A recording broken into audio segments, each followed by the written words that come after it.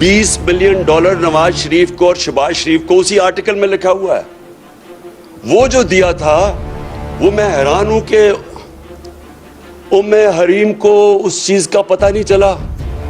उसको ये तो पता चल गया कि इन्होंने पैसे इकट्ठे करके 2 बिलियन डॉलर दिए हैं तहरीक इंसाफ को, लेकिन जो इनको रिश्वत के पैसे दिए थे इन दो भाइयों को 5 अरब रुपया, वो तो किसी को नहीं पता चला। नून लीग बड़े खुश हुए हैं, ये शैतान के चेले बड़े खुश हुए हैं कि जनाब वो मौका मिल गया, रास्ते से हटाने का इसको मौका मिल गया। वैसे तो ये हटता नहीं है, जो मर्जी कर दो, ये अवाम इसके साथ खड़ी हो गई है, कौम बेदार हो गई है, तो चलो अब टेक्निकल नॉकआउट करो, किसी तरह कोई चीज पकड़ लो। इन लोगों को शर्म आनी चाहिए, शर्म आनी चाहिए इनको। ये जो प्राइम मिनिस्टर या क्राइम मिनिस्टर और उसका जो अभी बेटा वहां से हटाया है पंजाब से, 24 अरब रुपए के इनके ऊपर करप्शन के केसेस थे। यही इलेक्शन कमीशन थी, अंडर ट्रायल थे दोनों। इस इलेक्शन कमीशन को शर्म नहीं आई कि 2 अंडर ट्रायल 24 अरब रुपए के केसेस, और इस इलेक्शन कमीशन ने इजाजत दी उसको इलेक्शन लड़ने की। कौन से दुनिया के मुल्क में इस तरह के चोरों को इलेक्शन लड़ने की इजाजत मिलती है? किधर था ये इलेक्शन कमीशन तब? एक एक चीज ढूंढ के आप बता रहे हैं जी वो किसी ने कोई $100 दिया, हो फौरन फंडिंग हो गई। ये नहीं आपको नजर आया कि मुल्क के डाकुओं को आपने इलेक्शन लड़ने की इजाजत दे दी है, और आपने बाकियों के देखे 60% कैबिनेट जमानत पे है। कौन से मुल्क के अंदर जमानत पे लोगों को इलेक्शन लड़ने की इजाजत दी जाती है? किधर थी इलेक्शन कमीशन तब? और इनके साथ मिलके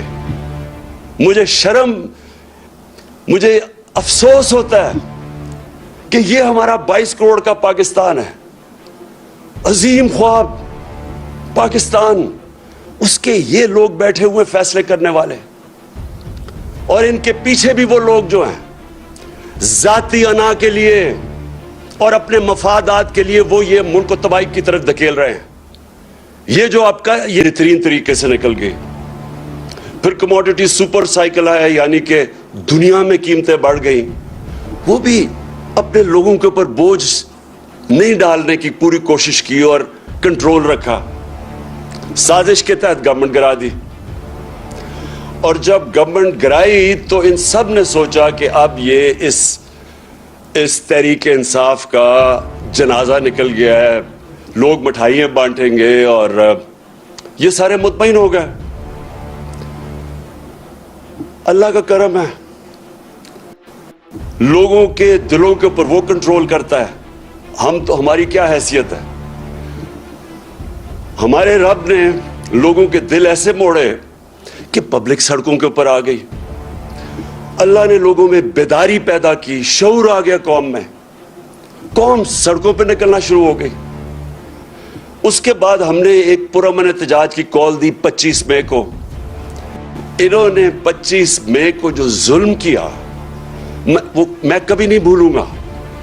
ना मेरे वो जो फैमिलीज निकली, जो हमारे एमपीज, हमारे कारकुनों के घरों पे 3-3 बजे रात के छलांगे मार के पुलिस आई, और जो उन्होंने खौफ फैलाया, जो शेलिंग की गई।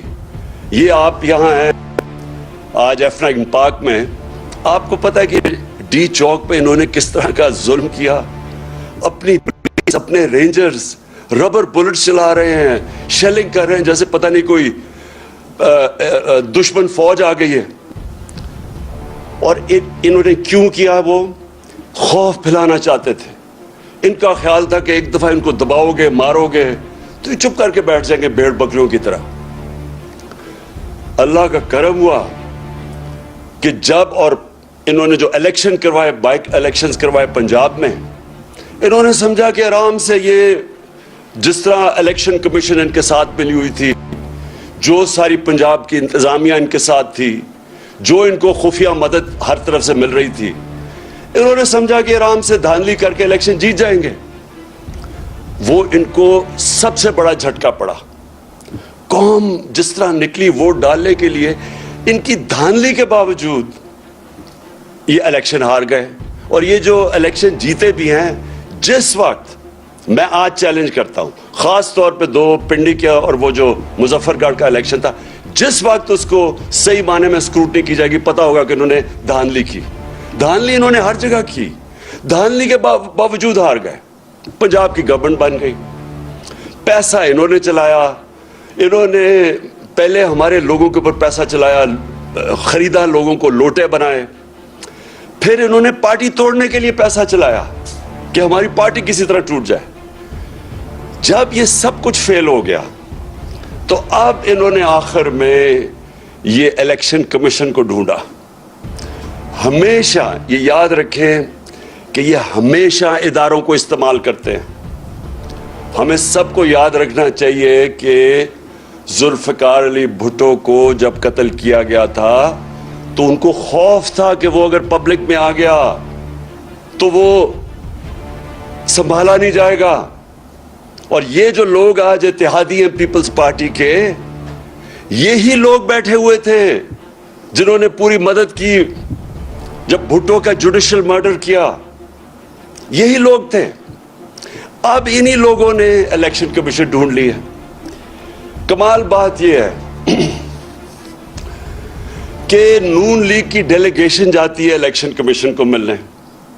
اب یہ سوچیں کہ الیکشن کمیشن کے اندر کیس چل رہا ہے اور ان کی ڈیلیگیشن جاتی ہے، سینئر ڈیلیگیشن، الیکشن کمیشن کے پاس اور کہیں کہ تحریک انصاف کا فنڈنگ کیس جلدی سے کرو.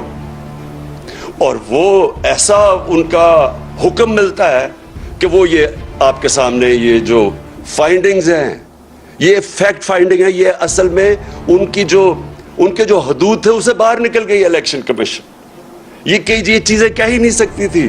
میں ابھی ان کے اوپر ذرا 3-4 چیزیں آپ کے سامنے لے کے آتا ہوں. یہ کر ہی نہیں سکتی تھی جو انہوں نے کیا ہے. اور اس کے پیچھے خوف ہے. اور خوف کس چیز کا ہے؟ کہ قوم آزاد ہو رہی ہے، کہ قوم ان کے جو جکڑوں یہ جو انہوں نے پکڑا ہوا تھا قوم کو، اس سے نکلتی جا رہی ہے. ہر قسم کا کنٹرول کرو، قوم نہیں نکل رہی. نہیں، قوم سنبھالی نہیں جا رہی. اس کو کنٹرول کرو، اس کو غلام بناؤ. الیکشن کمیشن ایک طریقہ ہے. الیکشن کمیشن کیا طریقہ ہے؟ اس سے کیسے قوم غلام بنتی ہے؟ کیونکہ یہ لوگ ووٹ کسی کو ڈالتے ہیں، الیکٹ کسی کو کر دیتے ہیں. الیکشن کمیشن کو انہوں نے اس طرح کا بنا دیا ہے کہ اس کے ذریعے آرام سے کنٹرول ہو سکتی ہیں حکومتیں، کتنی سیٹیں کس کو دینی ہے، کس کو کیا دینی ہے. اس لیے میں نے پوری کوشش کی، 2.5 سال کوشش کرتا رہا کہ الیکٹرانک ووٹنگ مشینز آئیں. میں پھر سے اپنی ساری قوم کو بتانا چاہتا ہوں مجھے اس سے کیا فائدہ تھا. الیکٹرانک ووٹنگ مشین سے فائدہ یہ ہونا تھا کہ یہ جو کنٹرول کرتے ہیں نا خفیہ ہاتھ بیٹھ کے رزلٹ، وہ نہیں کر سکتے اس سے.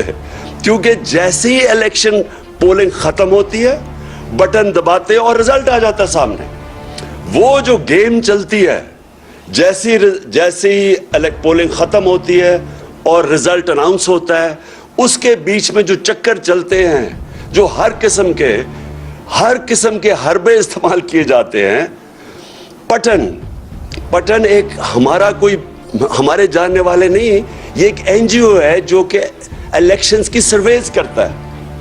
اب پٹن کے مطابق اس این جی او جو الیکشنز کے تجزیہ کرتا ہے، جو ان کے اوپر سرویز کرتا ہے، اس کے مطابق میں یہ پہلے بھی کہہ بیٹھا ہوں، میں اپنی ساری قوم کو آ کے سمجھیں کہ میں کیوں کوشش کر رہا تھا کہ ای وی ایم آئیں، الیکٹرانک ووٹنگ مشینز آئیں. کیونکہ اس پٹن کے مطابق 163 طریقے ہیں الیکشن میں پاکستان میں دھاندلی کرنے کے، اور 163 میں سے 130 طریقے ختم ہو جاتے ہیں الیکٹرانک ووٹنگ مشین سے. اس لیے ہم کوشش کر رہے تھے. دوسری ٹیکنالوجی کا جو استعمال تھا، یہ اس سے ساری دنیا، ہندوستان بھی اس ای وی ایم کی ٹیکنالوجی، ایران بھی یہ استعمال کر رہا ہے. میرے پاکستانیوں، جب میں کرکٹ کھیلتا تھا تو جب میرے کرکٹ شروع کی میں نے، تو اپنے امپائر کھڑا کرتے تھے. جس ملک میں جائے اس کے اپنے امپائر ہوتے تھے. اس کا نتیجہ کیا ہوتا تھا کہ جب بھی کوئی ٹیم باہر ہارتی تھی وہ یہ نہیں کہتی تھی کہ ہمیں اگلی ٹیم نے اچھی گیم کھیل کے ہرایا ہے، وہ یہ کہتے تھے کہ امپائروں نے ہمیں ہرا دیا ہے۔ پاکستان اور انڈیا کے میچ میں خاص طور پہ اتنی کشیدگی ہوتی تھی آپس میں، کیونکہ وہ دونوں ٹیمیں جب اگر ہم ہندوستان میں کھیلتے تھے ہم سمجھتے تھے ان کے امپائر ان کی مدد کر رہے ہیں، وہ جب یہاں کھیلتے تھے وہ سمجھتے تھے ہمارے امپائر کرتے ہیں۔ تو میں وہ کیپٹن تھا اور ہماری وہ پاکستان ٹیم تھی، دنیا کی تاریخ میں پہلی دفعہ ہم نیوٹرل امپائر لے کے آئے اور اس کے ساتھ ساتھ ٹیکنالوجی آئی۔ آج کرکٹ کے میچ میں جو آپ کرکٹ دیکھتے ہیں ٹیکنالوجی اور نیوٹرل امپائرز کی وجہ سے جو جیتتا ہے اور جو ہارتا ہے سب تسلیم کر لیتے ہیں۔ یہی میری کوشش تھی اس کی الیکٹرانک ووٹنگ مشینز پہ، لیکن کس نے اس کو روکا؟ یہ دو جماعتوں نے روکا۔ ان دونوں نے پورا زور لگایا اس تک یہ نہ آئے مشینز، اور ان کے ساتھ کون ملا ہوا تھا؟ جس نے اب ان کے ساتھ مل کے یہ فیصلہ کیا ہے، الیکشن کمیشن آف پاکستان۔ انہوں نے ان کے ساتھ مل کے پوری طرح سیبوٹاج کیا کہ ہم کسی طرح الیکٹرانک ووٹنگ مشین نہ لائیں۔ اس سے اب صرف یہ سوچیں کہ اس کو مجھے کیا فائدہ تھا، اس کا مجھے نیوٹرل امپائرز کا کیا فائدہ تھا؟ اور اس کا صرف مقصد یہ تھا کہ کنٹرول ہو سکتے ہیں میرے پاکستانی قوم، آپ کنٹرول ہو سکتے ہیں۔ اس کا مطلب یہ کہ آپ اپنی ووٹ سے اپنے ملک کے فیصلے نہیں کر سکتے، آپ حکومتوں کو گرار اٹھا نہیں سکتے، کیونکہ وہ یہ کنٹرول کر لیتے ہیں الیکشن کہ فلانے کو اتنی سیٹس دے دو، اچھا اس کو اتنی سیٹس دے دو۔ یہ اس طرح اس ملک کی جمہوریت کو سب سے بڑا طریقہ کنٹرول کرنے کا الیکشن کمیشن ہے، اور یہ طریقہ الیکشن کروانے کا۔ اب مجھے یہ بتائیں، جب سے میں جانتا ہوں سینٹ کے الیکشن میں پیسہ چلتا ہے، سینٹ کے الیکشن کے اندر ایم پیز کو خریدا جاتا ہے، ہر جگہ نہیں، کئی جگہ بہت زیادہ پیسہ دیتے ہیں۔ ہم نے اپنے 20 ایم پیز کو پختونخوا سے نکالا جو بکے سینٹ کے الیکشن میں، ان کی تصویریں بھی چلی کہ وہ پیسے 5-5 کروڑ روپیہ ان کو دے رہے ہیں، ان کی بلکہ ویڈیوز بھی چلی۔ ہم نے پوری کوشش کی کہ جناب شو آف ہینڈز کریں، آپ کیوں یہ خفیہ ووٹنگ کرتے ہیں جب آپ کو پتہ ہے پیسہ چلتا ہے؟ سپریم کورٹ کو میں داد دوں گا، انہوں نے کہا کہ ووٹ کو ویریفائی کرنا، یعنی کہ پتہ چلنا چاہیے کہ ووٹ ایک میرا ایم پی کس کو ووٹ کر رہا ہے، اس الیکشن کمیشن نے نہیں ہونے دیا۔ اور پھر یوسف رضا گیلانی کے الیکشن میں پیسہ چلتے ہوئے ویڈیو پکڑی گئی، وہ ویڈیو پکڑی گئی۔ دنیا میں سوچیں کہ کیا ہوتا کہ اگر آپ کا ایک ایم پی پیسے لے رہا، سینیٹر پیسے لے کے بن رہا ہوتا، سوچیں کسی بھی مہذب معاشرے میں اس کا کیا ری ایکشن ہونا تھا۔ لیکن یہ الیکشن کمیشن بیٹھا ہے، اس کو کوئی فرق نہیں پڑا۔ پھر بائی الیکشن ہوا خانے وال میں، پیسے دیتے ہوئے لوگ پکڑے گئے، لاہور میں الیکشن ہوا، پیسے دیتے ہوئے پکڑے گئے۔ پھر یہ ہماری منڈی لگی یہاں سندھ ہاؤس میں، ساروں کو پتا تھا ریٹ کتنا ہے، 20 سے 25 کروڑ روپیہ لوگوں کو ایم پیز کو خریدا جا رہا ہے، ایم این ایز کو۔ کوئی الیکشن کمیشن کو فرق نہیں پڑا، کوئی کسی کو میڈیا، یعنی جو اس ملک کے اندر سوچے، ہمارے بچے دیکھ رہے تھے، اس ملک کی یوتھ دیکھ رہی ہے، کوئی کسی کو ان کو ایسے الیکشن کمیشن کو شرم نہیں آئی کہ یہ اس کا کیا مثال جا رہا ہے ہمارے ایم این ایز بک رہے ہیں۔ وہ لوگ جنہوں نے پبلک ریپریزنٹیٹیوز، پبلک کے فیصلے کرنے ان کی بہتری کے لیے، وہ پیسے پہ بک رہے ہیں، کوئی ایکشن نہیں لیا گیا۔ کیونکہ بدقسمتی سے یہاں ابھی بھی پوری کوشش وہ قوتیں بیٹھی ہوئی ہیں اس ملک میں، یہ کرپٹ لوگوں کے علاوہ، جو کنٹرول کرنا چاہتی ہیں، آپ کو اس ملک کو کنٹرول کرنا چاہتی ہیں، عوام کی رائے کو کنٹرول کرنا چاہتی ہے۔ یہ کبھی بھی اس ملک کو، جو میں آج کہہ رہا ہوں، حقیقی آزادی تب ملے گی جب ایک آدمی گاؤں سے اٹھ کے جب اپنی ووٹ کہے گا کہ ہاں میری ووٹ سے یہ ملک میں میں اب تبدیلی لا سکتا ہوں۔ کیوں اتنی کم ہے ووٹنگ پاکستان میں؟ ساتھ والے ملک میں 70% ووٹنگ ہے، کئی ملکوں میں ووٹنگ دیکھیں کتنے لوگ نکلتے ہیں۔ کیوں نہیں ہمارے لوگ نکلتے؟ کیونکہ وہ سمجھتے ہیں ہماری ووٹ سے فرق ہی کچھ نہیں پڑے گا، اس لیے لوگ نہیں نکلتے۔ اور وہ یہ الیکشن کمیشن کی جو حرکتیں ہیں اس کی وجہ سے یہ کنٹرول کرتے ہیں بیٹھ کے. یہ جمہوریت نہیں آنے دیتے. حقیقی جمہوریت کا مطلب حقیقی آزادی. تو میں یہ صرف آپ کو یہ سیناریو بتایا کہ اس ملک کے اندر ہم کس قسم کی جنگ لڑ رہے ہیں. اب آ جائیں کہ پولیٹیکل پارٹیز, اگر ایک پولیٹیکل پارٹی نے فنکشن کرنا ہے تو اس کو پیسہ چاہیے. پیسے کے بغیر کیسے پارٹی چل سکتی ہے؟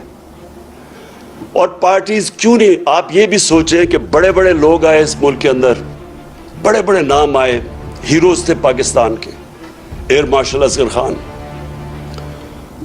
AQ خان, اور میں کتنوں کے نام لوں جو بڑے نام تھے جنہوں نے اپنی پولیٹیکل پارٹیز بنائیں لیکن نہیں چل سکے. کیوں نہیں چل سکے؟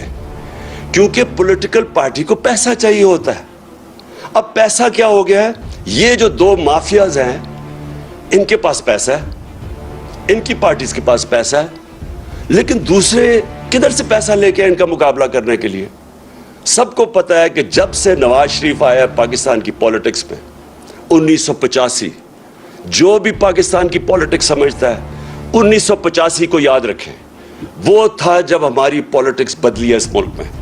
جب سے انہوں نے ضیاء الحق نے نواز شریف کو لے کے آیا, اس کو تو سیاسی آدمی نہیں تھا, اس کی تو حلقہ ہی نہیں تھا, تو وہ کیسے پولیٹیشین بنا؟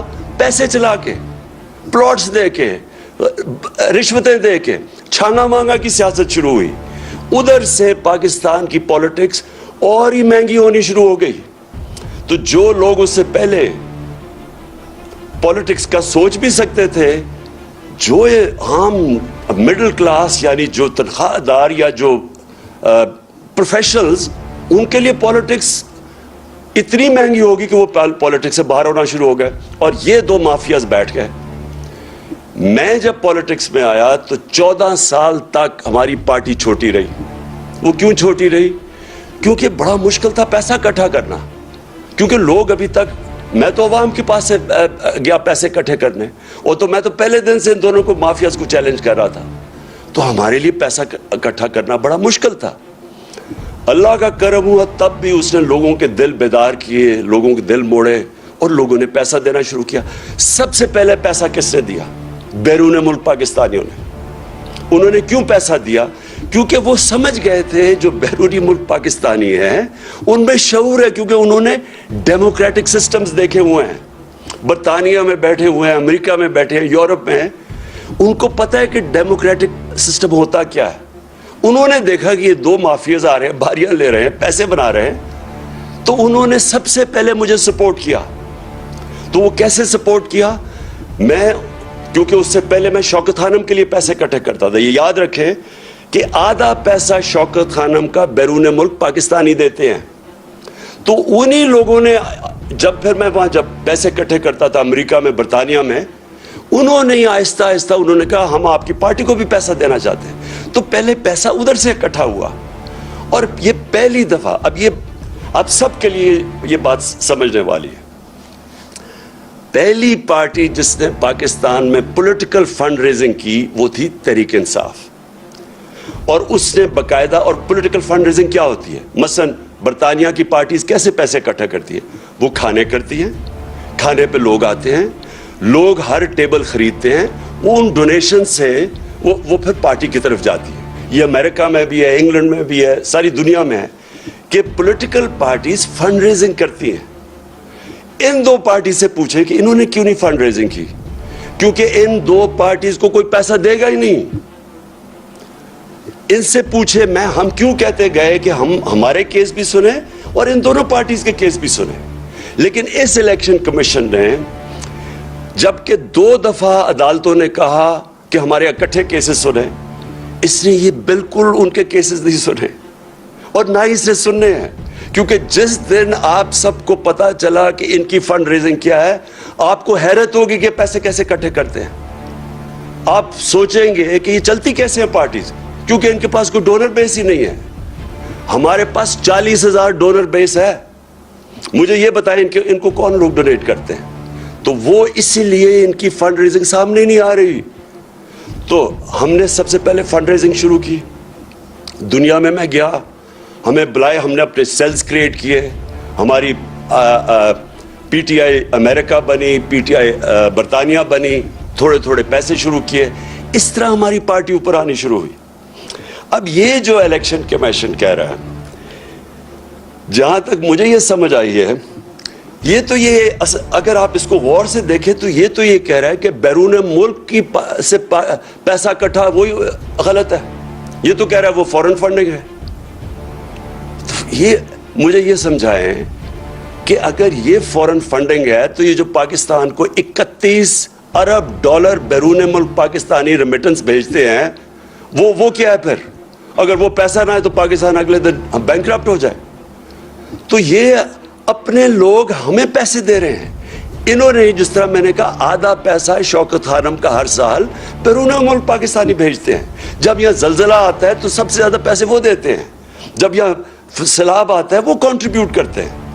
تو یہ الیکشن کمیشن تقریباً یہ کہہ رہا ہے کہ اوورسیز پاکستانی جب آپ کو پیسے دیں گے تو یہ ہو جائے گا فورن فنڈنگ. میں اس سے ایک اور سوال پوچھتا ہوں کہ کیا آپ کو پتہ بھی ہے کہ فنڈ ریزنگ ہوتی کیسے پولیٹیکل؟ کیا آپ نے تحقیقات کی اس پہ؟ انہوں نے کہا جو LLC بنی ہوئی ہے ہماری امریکہ میں, اس نے کہا کہ یہ کوئی فورن کمپنی ہے. آپ سب کے لیے یہ سمجھنے کی بات ہے, LLC کا مطلب جو لمیٹڈ لائبلٹی کمپنی بنتی ہے امریکہ میں, یہ قانون کے مطابق آپ کو بنانی پڑتی ہے.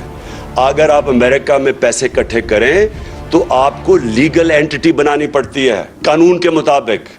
اور قانون کے مطابق اگر آپ نے پیسے اکٹھے کرنے ہیں پولیٹیکل پارٹی کے لیے بھی, تو کوئی آپ کو پیسہ نہیں دے گا.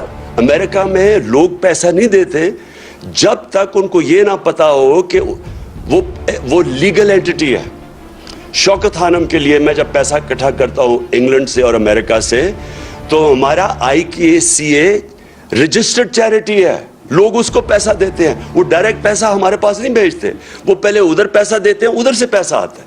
اسی طرح جو پاکستانی LLC کو پیسہ دیتے ہیں وہ ہمارے پاس آتا ہے. تو یہ فورن فنڈنگ نہیں ہے. فورن فنڈنگ ہے کیا؟ فورن فنڈنگ یہ ہے کہ جب آپ کسی اور بیرون ملک سے پیسہ اکٹھا کریں, کیونکہ وہ آپ کی پالیسی متاثر کر سکتا ہے. فورن فنڈنگ یہ ہے کہ آپ کسی ملٹی نیشنل کمپنی سے پیسہ اکٹھا کریں, مثلا نیسلے ہے, اگر آپ اس سے پیسے لیں تو یہ آپ کی پالیسی متاثر کر سکتا ہے. اس لیے یہ اس کو یہ پروہیبٹڈ فنڈ ریزنگ ہے. اور فورن فنڈنگ یہ بھی اب انہوں نے 2017 کے بعد قانون بنایا کہ فورن فنڈنگ یہ ہے کہ اگر بیرون ملک کوئی کمپنی سے بھی پیسہ لے تو وہ غلط ہے. ہمارے سارے پیسے, یہ جو ساری رپورٹ آئی ہے یہ ہے 2012 کی. تو سب سے پہلے تو 2012 کی جو رپورٹ آئی ہے, میں یہ چاہتا ہوں کہ اس وقت آپ ذرا ویڈیو دیکھیں جن کو انہوں نے کہا ہے کہ یہ فورن فنڈنگ ہے. میں ذرا چاہتا ہوں کہ یہ ذرا ویڈیو چلائیں تاکہ آپ سب دیکھیں کہ کس کو کہہ رہے ہیں کہ فورن فنڈنگ ہے.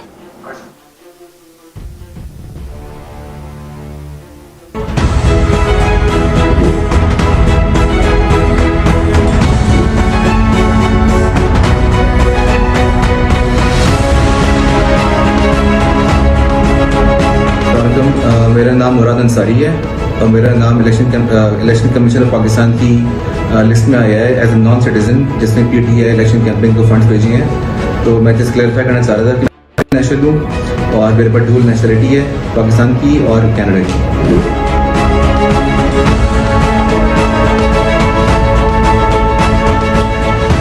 میں نے سوشل میڈیا پہ ایک لسٹ دیکھی جس میں فورن نیشنل ڈونرز کی لسٹ میں میرا نام بھی انہوں نے شامل کیا ہوا ہے, جس میں مجھے بڑی حیرت ہوئی. اور میرے نام کے آگے انہوں نے لکھا ہوا ہے ناٹ پاکستان. میں الیکشن کمیشن اور سارے پاکستان کو یہ بتانا چاہتی ہوں کہ الحمدللہ میں پاکستانی ہوں, پاکستان میں پیدا ہوئی ہوں, PTI ووٹر 1996 سے ہوں.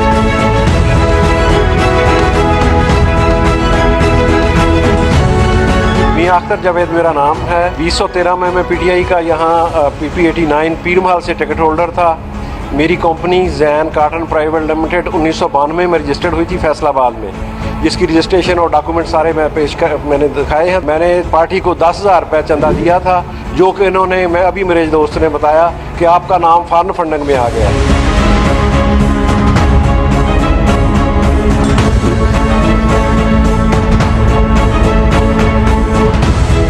मैं हैरान हूँ ECP के इस फैसले के ऊपर कि उन्होंने ये भी देखना गवारा नहीं किया कि ये एक पाकिस्तानी कंपनी है और इसका दफ्तर हर चीज़ पाकिस्तान में मौजूद है और कोई इसका फॉरेन ऐसा कोई नहीं है अकाउंट या कंपनी। और इवन ना तो मैं कोई नेशनलिटी होल्डर हूँ, हम प्योरली पाकिस्तान से हैं और हमने यहाँ से हबीब बैंक ऑफ पाकिस्तान से पेमेंट ट्रांसफ़र की थी और हबीब बैंक अकाउंट में भेजी थी। बंद करो ना।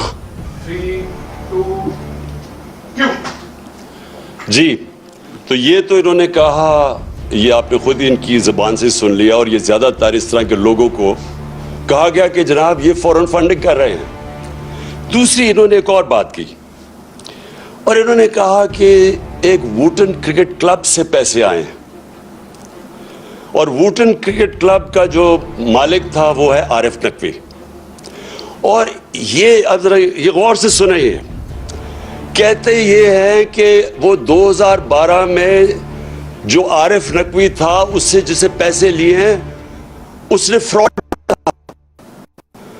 पैसे हम 2012 में लेते हैं और उसके ऊपर फ्रॉड के चार्जेस अभी साबित नहीं हुआ, उसके ऊपर जो चार्ज लगता है फ्रॉड का वो होता है 2018 में, 6 साल के बाद।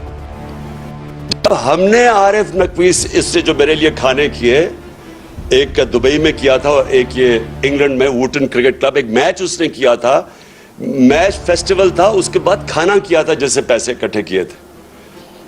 तो मैं पहले ये सवाल पूछता हूं कि क्या मुझे ख्वाब आई थी कि 6 साल के बाद आरिफ नकवी कोई उसके ऊपर कोई फ्रॉड का चार्ज लगेगा? और फिर एक फाइनेंशियल टाइम्स के इंडेक्स को ले लेते हैं ये, और फाइनेंशियल टाइम्स का वो जो एक उसका आर्टिकल है, लेकिन फाइनेंशियल टाइम्स के आर्टिकल की वो जिधर उसने $20 बिलियन नवाज शरीफ को और शहबाज शरीफ को उसी आर्टिकल में लिखा हुआ है, वो जो दिया था, वो मैं हैरान हूं कि उम्मे हरीम को उस चीज का पता नहीं चला। उसको ये तो पता चल गया कि इन्होंने पैसे इकट्ठे करके $2 बिलियन दिए हैं तहरीक इंसाफ को, लेकिन जो इनको रिश्वत के पैसे दिए थे इन 2 भाइयों को 5 अरब रुपया, वो तो किसी को नहीं पता चला। तो दूसरी मेरी बात है कि इसमें कोई चीज इलीगल नहीं थी, गैर कानूनी नहीं थी। उसकी कंपनी, उसने पैसे इकट्ठे किए, अपनी कंपनी के जरिए हमें भेज दिए। 2012 में बैरूनी कंपनी से पैसे आ सकते थे कानून के मुताबिक। 2017 में यह कानून आया कि कंपनी के जरिए, बैरूनी कंपनी के जरिए पैसे नहीं ले सकते। तो मैं ये समझना चाहता हूं कि हमने क्या गलत काम किया इसमें, कौन सी गलत काम इसमें, कि कौन सी चीज थी जो इतना ज्यादा इलेक्शन कमीशन ने कहा जी फॉरेन फंडेड और एक्शन लेना चाहिए। और फिर एक और इन्होंने चीज की, तो मैं चाहता हूं मेरी कौम ये पूरी तरह समझे।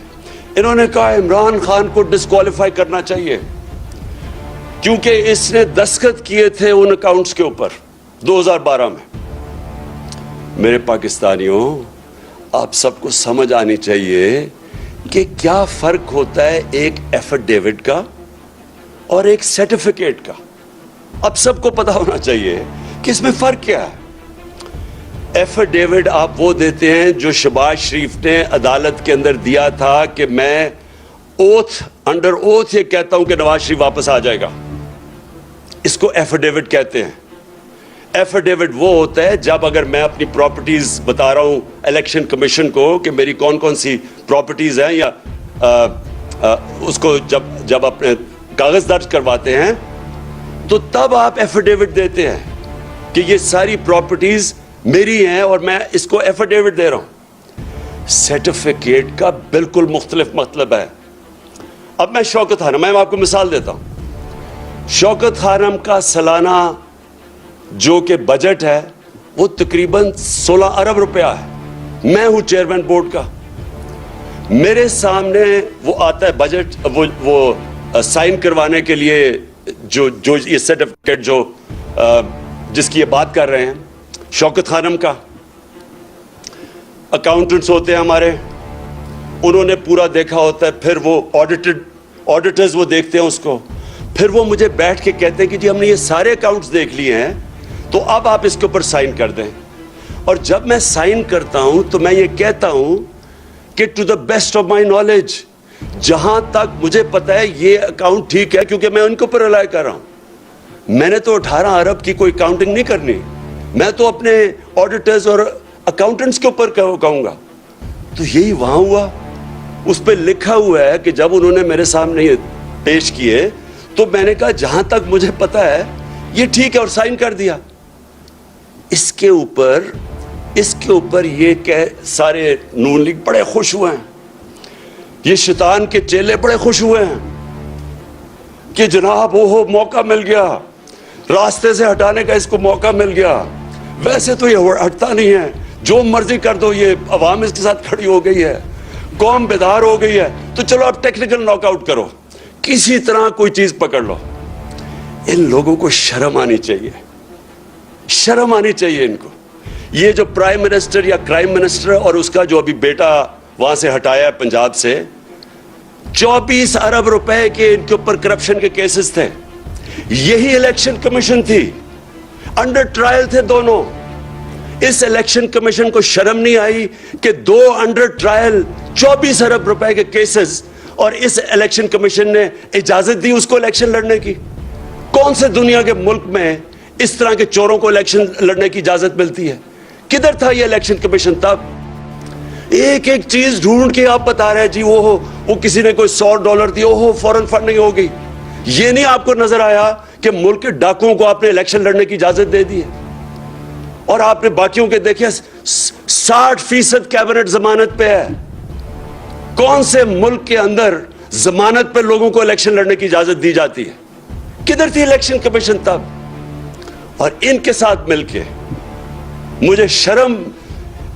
मुझे अफसोस होता है कि ये हमारा 22 करोड़ का पाकिस्तान है, अजीम ख्वाब पाकिस्तान, उसके ये लोग बैठे हुए फैसले करने वाले, और इनके पीछे भी वो लोग जो हैं जाती अना के लिए और अपने मफादात के लिए वो ये मुल्क को तबाही की तरफ धकेल रहे हैं। ये जो आपका ये जो सारा ड्रामा हुआ, ये सिर्फ और सिर्फ बैरूनी आका, गोरी चमड़ी वाले जो बाहर से इनको हुक्म करते हैं, उनके कहने पे कि जी किसी तरह इसको रास्ते में कंट्रोल करना है पाकिस्तान, कहीं आजाद ना हो जाए मुल्क, इनको बिल्कुल जकड़ के रखो, जो हम कहें वो जिस तरह ख्वाजा आसिफ कहता है लाइफ सपोर्ट मशीन पे रखो, ताकि कंट्रोल रहें, ताकि गुलाम रहें। ये जो सारा ड्रामा है ये हमें गुलाम रखने के लिए है। जिस तरह के इस तरह का जो इन्होंने ये बैठ के नून लीग से और पता नहीं किसने और इनकी मदद की है इस तरह का डॉक्यूमेंट देने के लिए। मेरे पाकिस्तानियों ये गौर से सुन लें, ये आपको जो भी करेंगे डराने की, धमकाने की और ये मीडिया के साथ मिलकर प्रोपेगेंडा करने की, आपको समझना चाहिए कि इस वक्त जंग है हकीकी आज़ादी की। हमने आज़ाद होना या नहीं होना, या इसी तरह चलते रहना है। पीछे से डोरियां कंट्रोल हुई, इलेक्शन कमीशन कभी आ गया, मीडिया के जरिए कभी किसी की प्रोपेगेंडा करके किसी को बुरा भला कह दिया, और ये चोर जो 30 साल से चोरी कर रहे हैं ये मुल्क के ऊपर बैठे हुए हैं।